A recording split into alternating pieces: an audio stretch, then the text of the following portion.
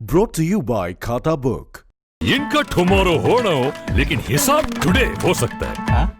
कैसे? भाई खाता आउट करो, खाता बुक डाउनलोड करो, ये ऑटोमेटिकली हिसाब करे, उधारी वापस लाए फटाफट। भेज दिया उसको हिसाब। खाता बुक, बिजनेस हुआ इजी।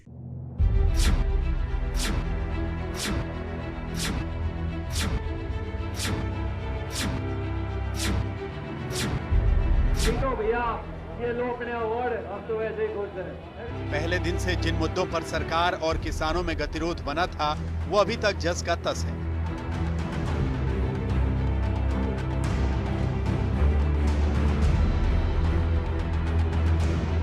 नए कृषि कानून पर समाधान और सुलह की अगली कोशिश 9 दिसंबर को है, लेकिन उससे पहले 8 दिसंबर को सरकार के सामने किसानों के बुलाए भारत बंद से निपटने की चुनौती है। चैलेंज इसलिए बड़ा होता जा रहा है क्योंकि आक्रोशित किसानों के साथ देश के विपक्षी दलों की ताकत भी जुड़ती जा रही है, क्योंकि एक एक करके पूरा विपक्ष सरकार के खिलाफ लामबंद हो रहा है। सवाल है कि कहीं किसान आंदोलन की आड़ में मोदी सरकार पर निशाना तो नहीं बनाया जा रहा। आम आदमी पार्टी भी भारत बंद का समर्थन करेगी और हम लोग पूरे देश के अंदर किसानों का जो आंदोलन चल रहा है उसके साथ खड़े हैं। पार्टी के हमारे नेता और दिल्ली के मुख्यमंत्री अरविंद केजरीवाल जी ने साफ तौर पे कहा है, सड़क से लेके संसद तक विधायक हों, सांसद हों, हमारे कार्यकर्ता हों, सारे के सारे लोग किसानों के आंदोलन के साथ खड़े हैं। देश के किसानों को किसी प्रकार का किसी के झांसे में आने की जरूरत नहीं होती। मैं नहीं समझता कि किसी के बहकाव में आने की जरूरत है।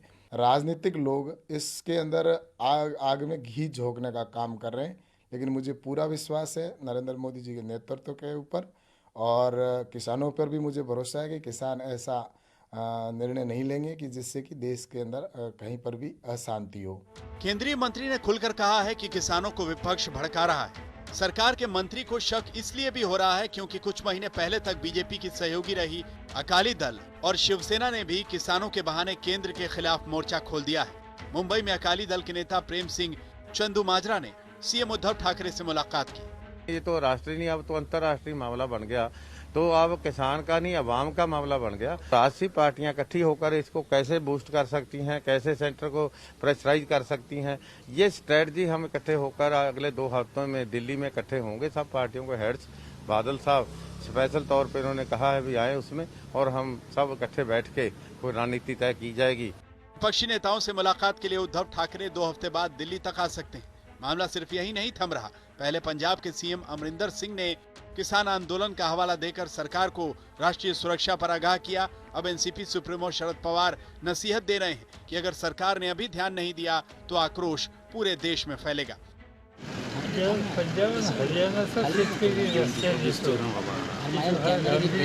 घ्यायला पाहिजे, त्याची दुर्दैवाने घेतली दिसत नाही। मला स्वतःला असं वाटतं की असंच जर राहिलं तर ते फक्त दिल्लीपुरतं सीमित राहणार नाही, देशाच्या कानाकोपऱ्यातले लोक त्या शेतकऱ्यांच्या पाठीशी उभे राहतील।